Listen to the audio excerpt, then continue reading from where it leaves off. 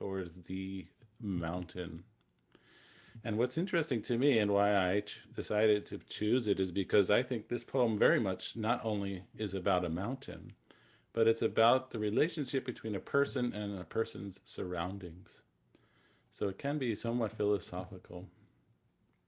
And so Shelley has here a loud, lone sound no other sound can tame. Thou art pervaded with that ceaseless motion. Thou art the path of that unresting sound, dizzy ravine. And when I gaze on thee, I seem as in a trance, sublime and strange, to muse on my own separate fantasy, my own, my human mind, which passively now renders and receives fast influencing, holding an unremitting interchange with the clear universe of things around. And so this is sort of Shelley's take on the aggregates. And maybe we can talk a little bit about this word he uses, passively now renders and receives.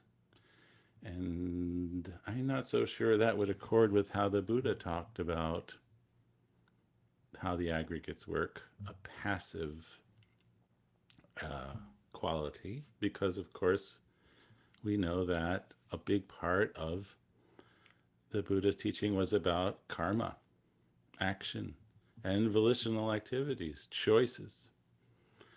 And so we were talking last session about the five, and we talked about how three of the five are based on this idea of knowing in one sense or another. That would be sanya, vijnana, and also help me out here, Regina. What are we talking about here? Sanya and vijnana, this type of Sankara. knowing. Hmm. But sankara seems to stand alone. I called it the beguiling aggregate. Regina didn't really like my choice of word, Mm. beguiling. And so I she's going to give us a bit of information on sankara. Yeah, I didn't relate to beguiling. It didn't work with me. Because I'll be honest with you and everyone here. I can get honestly, I don't know, I might be the only one because people seem okay with it. But to me, I get a great deal of the aggregates. They make sense to me. But when we're talking Sankara, volitional formations, I just found it very difficult. And I'm sharing my screen with my 20 open tabs. Why don't I just choose this alone? So this, I'm going to just scroll as we go. This right here is what really had me tripped up, this volitional. To me, when I think of volitional form, just volitional, it means I am going to do this. Um, and But then, Regina, I'm sorry to interrupt. Are you meaning to share with us the Dhammapada or a different screen? Because what I'm oh, looking at says something else. well, the Dhammapada is always good to read, but that's not what I meant to share. Thank you for Okay. letting me know that. That's a risk of having a lot of things open. Okay, can y'all Okay. see now? Now it says volitional formations. Okay, that's exactly what I had a hard time with, volitional formations. What is it that I'm volitionally doing that I don't know that I am apparently doing? I get Vedana, I get Rupa, form, that's this body. I get Vedana, feeling tone. We can all relate to pleasant, unpleasant, or neither. Um, Sanya, perception, to perceive. I see a cloud, it's white. It looks like it may be puffy. It's got some light through it. Perception. Um, Consciousness. That's everything that is occurring in the mind and the ability to discern. But what are these sankhara? What are these volitional formations? Am I creating them? And I found myself rebelling against this term. And I felt that perhaps we better just go over this before we do some more reading of this sutta, because this will be covered in depth. And first off, Sankara has been translated in a lot of different ways. That doesn't really help either. Sankara or volitional formation can be translated as fabrications or determinations or choices. And I'm thinking, well, which is it? Make a choice. Yeah, which is it? What am I, and how do I relate to fabrications? I don't know. So what I realized is that one must look at the root of this word sankara. And so if we look at the Sanskrit, Pali vocabulary of this word, if we look at sang, this translate as together.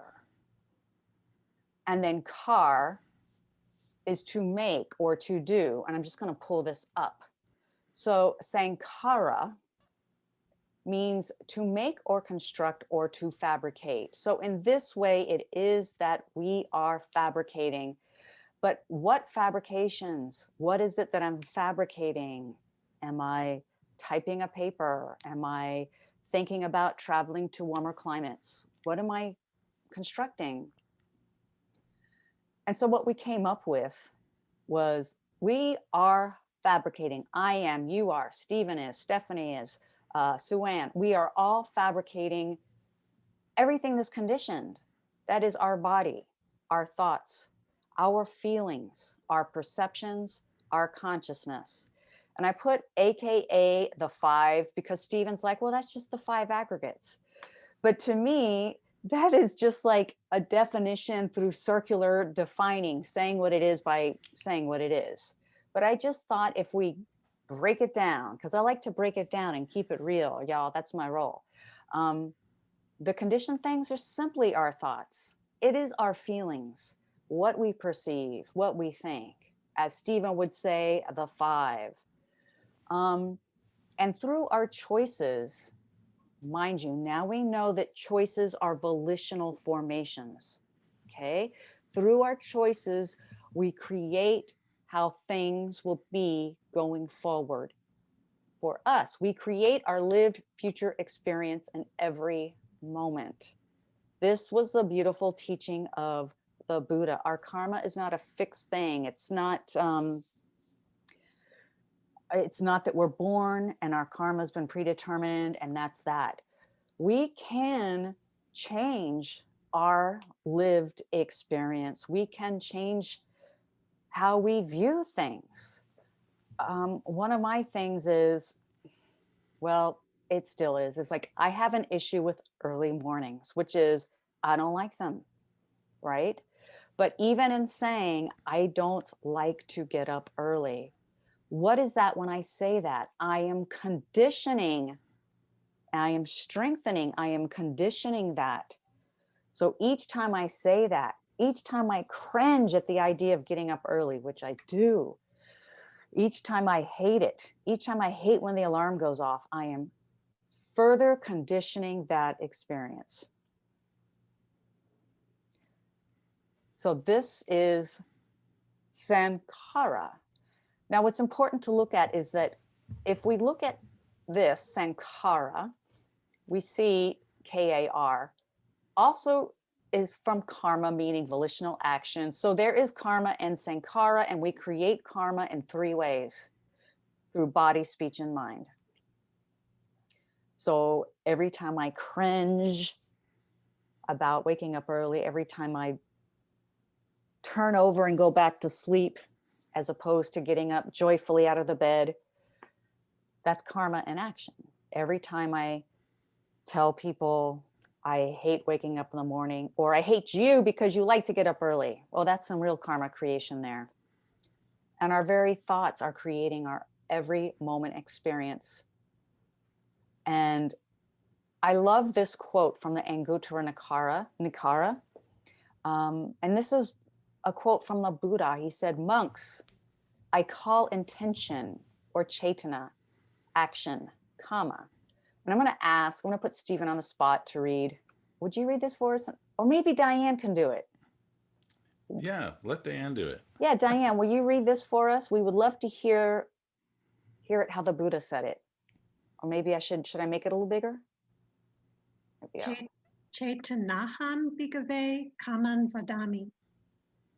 There it is. Thank you. That's beautiful. So let's talk a little bit about, I hope that I say this correct. Chakupala. Did I say that right, Stephen? Chakupala, that's right. Chakupala. I feel a little bad for Chakupala. So he was a monk during the time of the Buddha, and he was blind. And maybe some of you have heard this story. He was blind and he was doing walking meditation. And during his walking meditation, there were like insects along his walking path, and there were ants. And all the other monks were kind of freaking out because he was stepping on these bugs and killing them. And they're like, oh my God, this is such bad karma, that he's killing all of these insects. And they went to the Buddha and they're like, what do we do? How do we tell Chakupala that his walking meditation is creating bad karma for him because he's killing these ants? And what did the Buddha say to the other monks, Stephen? It's not his fault. He's blind. Well, sort of, he said that. He said the karma, I think basically what he told him is that since he was blind and could not see those insects which he was stepping upon, there was no intention to step on them, to kill them, and so therefore there was not, in this special Buddhist formulation of karma, karma. There was not karma because it was unintentional. Well, you mentioned something interesting, Stephen, when you said that regarding the what is and isn't karma and the Buddha's version of karma. Could you speak to us a little bit about that? Well, this kind of interesting statement, which Diane was kind enough to read for us, when he says, "Monks, I call intention karma," and this is different from how karma is presented in other Indian traditions. This is not how the concept of karma is presented, say, in the Bhagavad Gita. This is different. And so the Buddha seems to be giving a very strict and somewhat narrow definition of karma. And he's saying that it's what one intends. And if, as you said, in these three modes, by speech, by action, physical action, or by thought, by mind, these three ways we kind of create karma. And the idea of karma is that it is a thing that conditions future results. And so the important thing, of course, to know about karma is not just that it is an action, but it is an action which will have a result, an effect. It is a cause which will make an effect. And so it's about cause and effect. But he's saying that it's really only when it's intentional. And so if I step on something without even seeing it, well, then I haven't intended to step on a living being. Of course, one might make a complicated argument and said, well, if I had been paying more attention, perhaps I would have seen what I was doing and not have done it. But in the general broad sense, a act, a willed act, is karma, one that is done by choice. Thank you for that. And just one more thing before we go on to the actual reading. I think it's important. I'm trying to move this around here. Okay. So, what is it that conditions sankhara? It's ignorance. And ignorance just simply means a lack of wisdom, a right thinking. And it's ignorance which will in turn conditions or forms the arising of a subsequent mind moment and or existence. So to understand in what way they are volitional, it helps if one bears in mind that according to the Buddha's teaching, karma, we're not going to get into Chaitanya tonight, are we? I think we got enough of, okay. We got this, and it came from the same root. We're not going to get into all this written Chaitanya stuff. It's a little bit beyond where we're going right now. But how one acts or intends according to one's level of ignorance or knowledge And how long, and so as long as they are conditioned by ignorance, these actions or intentions continue to have their place as a condition for the arising of a particular mind state and eventually for a whole person. And this is why when the Buddha says that that karma is created by body, speech, and mind, I feel for my part that one of the more important aspects to be mindful of is the mind. Remember in the Dhammapada when the Buddha says, all things begin in the mind. And I have found this to be true. When I have negative ruminations, when I have negative thoughts about the day or about someone or some experience, it conditions the ability of a negative outcome through body or speech. For example, if I'm having negative thoughts of a coworker, especially if I sit right next to them for 8 hours a day, 5 days a week, if I'm thinking negative thoughts about that coworker, it will come out. These thoughts are not just in my mind. It may be a facial expression that I make, and it will be very clear to them what I think of them. It may be a tone of voice, but it will come out. So it's so very important to watch our minds because that's where it all begins. Anything else before we begin the reading, Stephen? No, I think you summed it up very well. And so we can say maybe that all five aggregates are conditioned, and all five aggregates are, in a very real sense, they are sankharas. But there is this special aggregate called sankharas, and it is within this aggregate where karma takes place. This is where we make our choices, and our choices condition further events, which create conditioned events, sankharas. I just wanted one more thing before we get to our reading. So I had defined or explained sankhara as to its negative, but I also think it's very important that, this is a liberating teaching.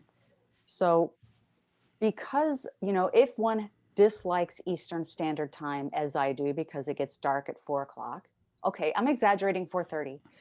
If one dislikes getting up in the morning, the liberating teaching is, and this is very superficial, I'm going to admit it, but it's just by way of exposition. The liberating teaching is what I find difficult or painful or am aversive to, if it's beneficial and skillful for me and others, I can begin to initiate a different way of thinking and have a different karmic result. In other words, I can begin to think about the positive things about getting up early, the good things that I can do when I get up early, the positive results.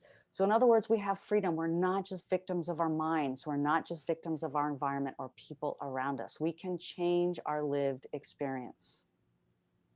Which is exactly what the Buddhist project, one might say, is, which is to rewire one's mind through will to be a different way.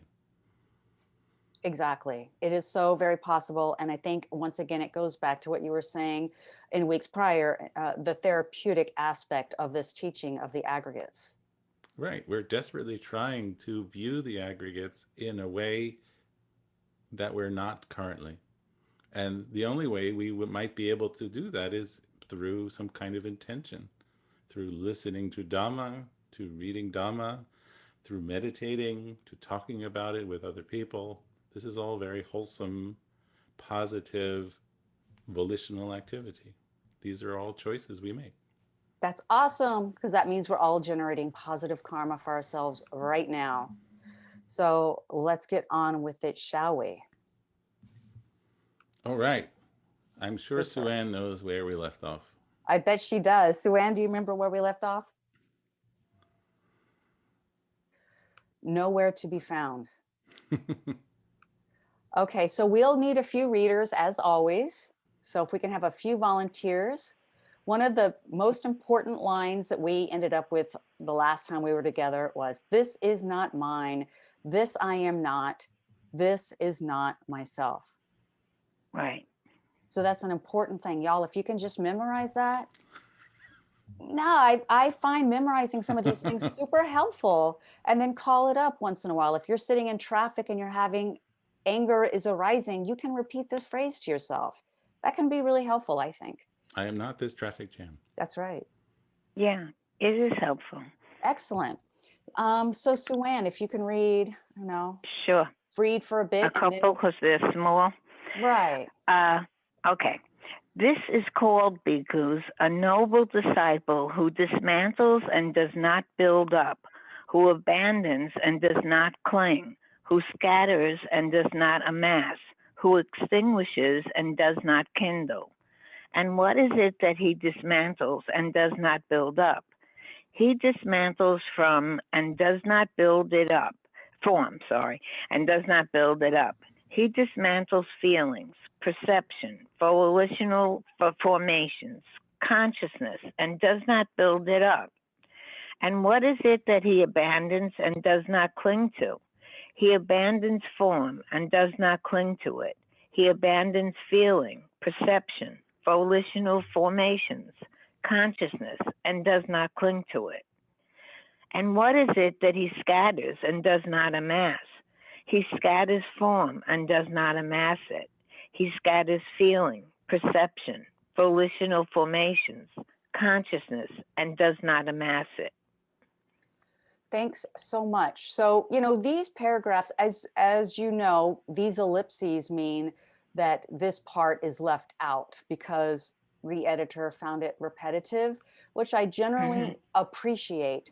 But on this, if y'all plan on rereading it, I would recommend reading he dismantles form and does not build it up. He dismantles feeling and does not build it up. And just read it to yourself in its entirety that way.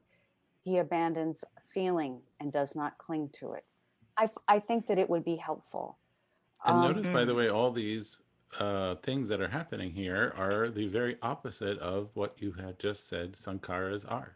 This is about dismantling, not clinging to, not amassing, right? Breaking apart, giving up, not accumulating. It's all the opposite of sankhara. Right. I love it. Here we have, this is so liberating, dismantling feeling and not building it up.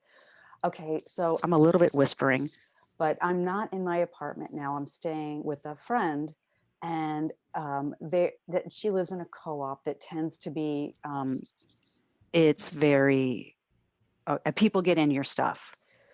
So what I have found and seen, and it's sad for me to see it, is that she is currently in a situation. Well, I'm getting too personal. Anyways, with her situation in this building, which if you live in a New York City co-op, it can be any number of experiences. But if you have a negative feeling towards a co-op board, say, this can be built up.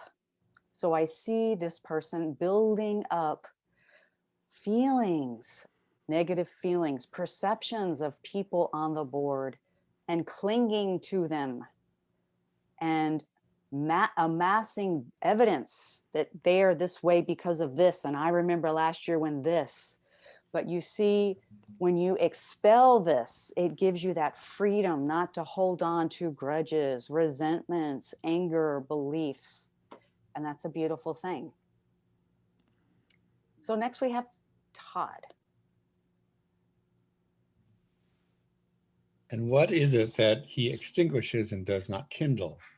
He extinguishes form and does not kindle it. He extinguishes feeling, perception, volitional formations, consciousness, and does not kindle it.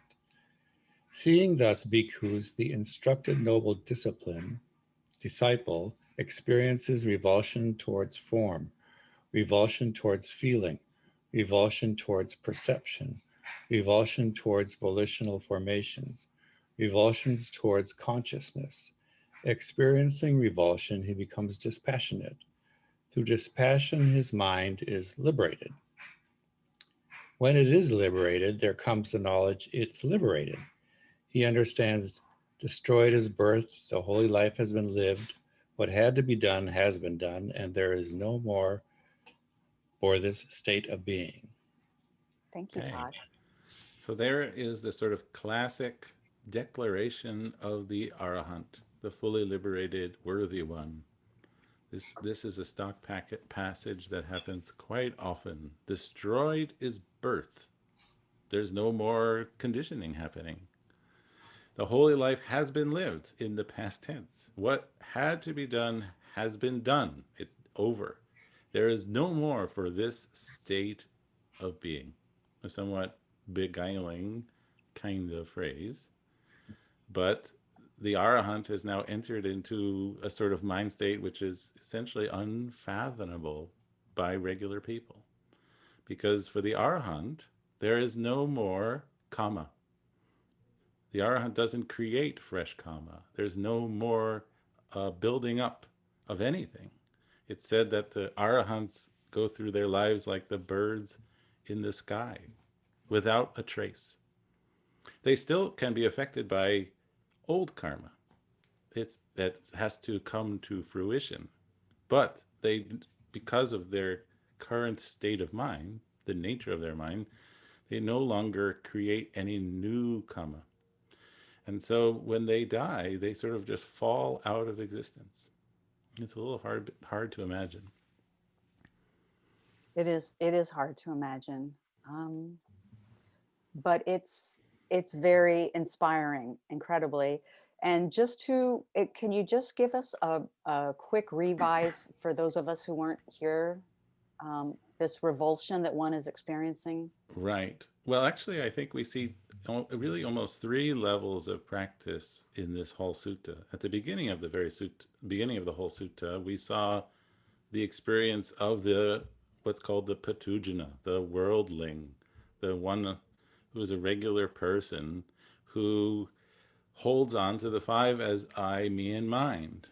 And then I think it's on page 6 where we see the stream enterer has a breakthrough, and he begins to then practice this quote revulsion towards the five aggregates. And this, we spoke about this idea of the revulsion. I think it's there. He is a little bit too far. He is practicing, notice here, for revulsion towards present consciousness. And of course, it's for all five aggregates. This is a word that we could also translate as disenchantment. And so, although the stream enterer, this first and most major breakthrough to the Dhamma, it said where the stainless eye of Dhamma arises for that person.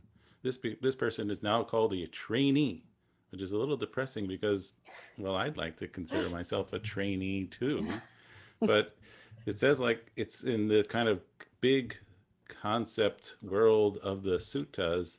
Regular Patujana people, the worldlings, the masses, are not even in training yet because they haven't even had a personal glimpse of Dhamma. They just kind of have heard about it, but it's not a experiential understanding of Dhamma. But for the stream enterer, certain sort of what we call fetters have been removed, cut away permanently, forever. They will not return. And so this person can begin to practice in a new way. But for the Arahant, it says revulsion. He experiences revulsion here, or he experiences disenchantment. And so he has now completed, or she has now completed her training, and the five aggregates have been fully penetrated and understood. And so, in a sense, the stream enterer is only partially enlightened, and she needs to continue her practice until this final moment of liberation, which is said to be an arahant. And then there is this famous declaration, destroyed is birth. And so everything is cut off, finally, which is a little bit, for me, a little bit scary. But this is how we're told it goes. Okay, thank you so much for helping us further understand that, Stephen. And next we have Brahman.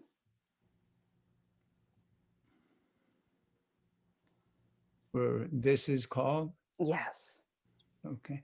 This is called bhikkhus, a noble disciple who neither builds up nor dismantles, but who abides having dismantled, who neither abandons nor clings, but who abides having abandoned, who neither scatters nor amasses, but who abides having scattered, who neither extinguishes nor kindles, but who abides having extinguished. And Right. what is I'm it? sorry to interrupt you, Brahman, just for a second. Notice here the language. It says here that there are no more doing words here, right? The person is said to abide, just to sort of be in this state. He doesn't need to extinguish, he doesn't need to kindle, he's not doing anything. He's sort of just being there. I'm sorry to interrupt. Oh, that's helpful. And what is it, bhikkhus, that he neither builds up nor dismantles, but abides having dismantled? He neither builds up nor dismantles form, but abides having dismantled it. He neither builds up nor dismantles feeling, perception, volitional formations, consciousness, but abides having dismantled it. And what is it that he neither abandons nor clings to, but abides having abandoned? He neither abandons nor clings to form, but abides having abandoned it. He neither abandons nor clings to feeling, perception, volitional formations, consciousness, but abides having abandoned it. Thank you so much. Mm-hmm. Okay. We'll continue on. Or maybe we should, I don't know if we should power on or go for questions. I think we should finish this up. We're almost done. Okay, let's do it. Maybe we can have one more reader. One more reader who hasn't read in a while. That would be wonderful. Okay. Who has, no, that's someone entering. Terry in Thailand is entering. Who would like to read? Who hasn't read in a while? It would be super to hear someone. Okay. Stephen Roylance. We haven't heard you read in a while. Would you like to read? Okay, here I am. Super. Hi, everybody. Hi. And what is it that he neither scatters nor amasses, but abides having scattered? He neither scatters nor amasses form, but abides having scattered it. Neither scatters nor amasses feelings. Neither scatters nor amasses perception. Neither scatters nor amasses volitional formations. Neither scatters nor amasses consciousness, but abides having scattered it. And what is it that he neither extinguishes nor kindles, but abides having extinguished? Neither extinguishes nor kindles form, but abides having extinguished it. He neither extinguishes nor kindles feeling. He neither extinguishes nor kindles perception. He neither extinguishes nor kindles volitional formations. He neither extinguishes nor kindles consciousness, but abides having extinguished it. When bhikkhus, a bhikkhu is thus liberated in mind, the devas, together with Indra, Brahma, and Pajapati, pay homage to him from afar. Homage to you, O thoroughbred man. Homage to you, O highest among men. We ourselves do not directly know, dependent upon what you meditate. Thank you so much, Stephen. Wow. So we get this sort of exultant piece of poetry at the end. It strikes me as slightly partisan, a little bit like an advertisement, because it seems to be saying, well, these three other devas, these gods, don't know what the Arahant knows, right? These three, Indra, Brahma, and Pajapati. We ourselves do not directly know, dependent upon what you meditate. And so the Arahant has surpassed even these gods in terms of wisdom. That was great. I'm so glad that you had us power through, Stephen. So we should take questions on this sutta or anything regarding the aggregates that may still be, a bit confusing or you might feel a bit unsure about. So if you have any questions, please raise your hand by clicking on participants and clicking raise your hand.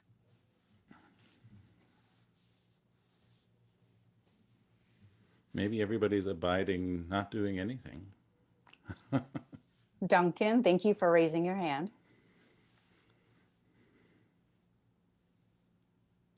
Oh, you're muted, Duncan. It's okay.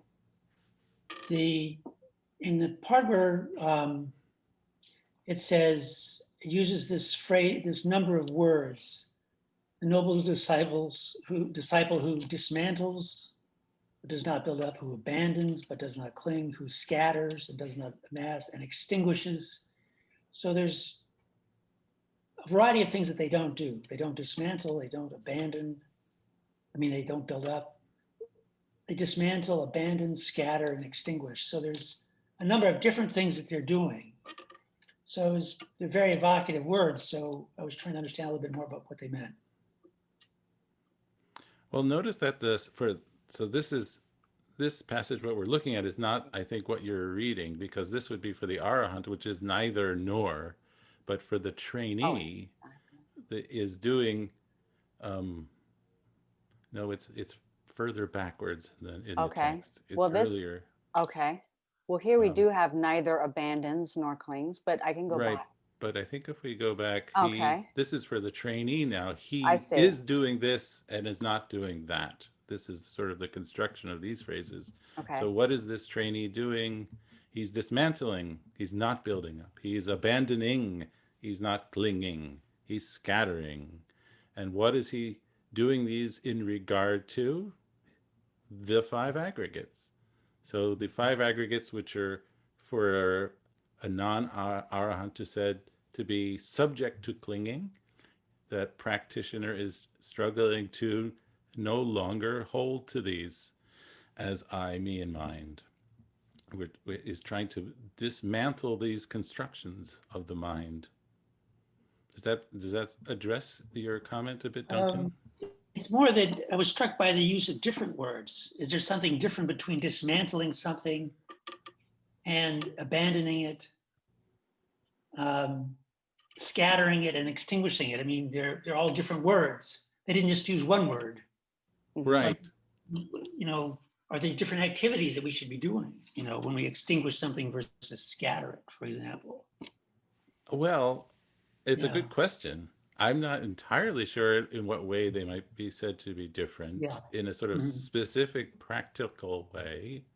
Right. But I think they all have the sense of non-association, giving up, setting apart, letting go of. And these might be seen perhaps as synonyms, but perhaps also as different aspects of training that one has to sort of find for themselves to make meaningful. So I agree with that. I also think there's an interplay. So for example, dismantling and not building up, it's sort of like the example I was giving with my friend and her co-op board, right? So to me, when we're building up, it's sort of like, okay, I don't like them, they're bad people. And we can build this up by layer upon layer of, here's my evidence, here's my proof, here's this example of behavior, here's that. Well, forget all that. Just tear it all down, like that game Jenga, where you're building the pieces and then they fall. Just to heck with it. Don't build up these examples to buttress your view that this is how these people are. And of course, clinging, that's when we have an opinion or a feeling. For example, if I have, a grudge, that's a resentment. A person has to cling to that. If I have anger towards you and I don't want to forgive and be your friend again, I have to keep clinging. And what I have found with grudges is, there may be this thing that's like, well, let me forgive her. She didn't mean that. No, but that time she said that. It's like this grasping. It's, to me, I give these examples of building up and grasping because that's how I experience it. Extinguish and not kindle. When I think of kindling, it's sort of like if you look at gossip, idle speech, these can kindle the flames of discontent towards people. And it does sort of work like this growing thing, right? And we put in new kindling each time we say something. Oh, and then, they wanted to have they didn't want us to have parties, and so they did this. Okay, that's another stick of kindling, right? That burns this passionate feeling of dislike. I don't know if that helps, but I kind of see it that way. What's interesting, what you just made me think of, Regina, is this idea of burning, because this word upadana, this uptake, this clinging, this is the word we translate as clinging, upadana, has an original, I think, more earlier sense of taking up as fuel takes up. Like fuel is burning because it's being taking up the fuel and setting it into flames. And this idea of burning is what we don't want to do, right? Because at one point in the fire sermon, the Buddha says everything is burning, but we want to extinguish. This is another sense of nibbana, the snuffing out, the extinguishment. Catherine, do you have something, a question or a comment, please? Morning, I have a question. All these paragraphs, we are talking about the karma, right? So does the last paragraph means creating neither bright karma nor dark karma? For the Arahant, there is no more creation of any karma, of any kind. Yeah, another question is whatever we do, we are doing either bright or dark karma, right? Mm-hmm. But how are we going to create neither dark or neither bright karma in Right. order to release? Well, I think that what's given here as the practice is to let go of this, of the five aggregates, as a personal sense of self. And so when we view our five aggregates as I am, this is mine, I am this, I am these five, we are fueled by ignorance through these views, and these views will create further actions, karma, further karmas. And so if we want to stop this karma making, this I making, we have to get rid of the whole sense of I. That sounds really easy, Stephen. It's not so easy. It's only a partial answer. How? Because I think maybe the heart of the question is how do we do this? You know, we're told that we need to let go of the sense of I am. We understand maybe that that's the goal, that's the practice, that's what we want to do. I'm on board. Sign me up. But how do we actually do it? How do we sit down and make it happen?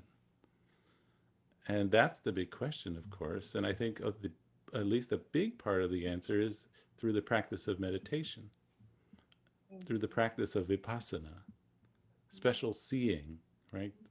Because when we practice meditation in a quiet way, we can start to see the workings of ourselves much more clearly than in sort of regular everyday life. And we can start to see what we're actually doing and the nature of it all. And so we have to look very carefully at what's happening, and hopefully through that careful looking, we can begin to acquire some understanding of how it really is, and not how we think it might be or want it to be. That's great. Oh, I always want things the way I want them to be. Is that why I'm suffering? Maybe. So let's look at that. We'll start a whole new sutta next. What day is today? Sunday. It's Okay. still Sunday. It's Monday in some places. We'll start a whole new sutta next time, which will be Thursday and Friday. And so it'll be fun and exciting. And I think that we got a lot out of this sutta. And I want to thank everyone who joined us. And we will be meeting this coming Thursday, which is for some people Christmas Eve, I think. So just to let you know, we will be here. And so if you want to study Sutta Study, please join us. We'll be here, same time, same place.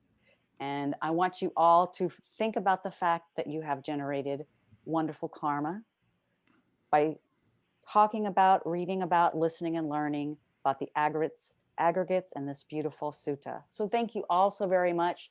Have a great day and great evening, each and every one of you. Thank you. Thank you. Thank you. You too, Stay Stephen safe, and Yeah. Regina. Thank you. Thank you. Thank Be you. well. Thank you. Thank you. Take care. Thank you. Bye-bye. Bye, everybody. Bye, everybody.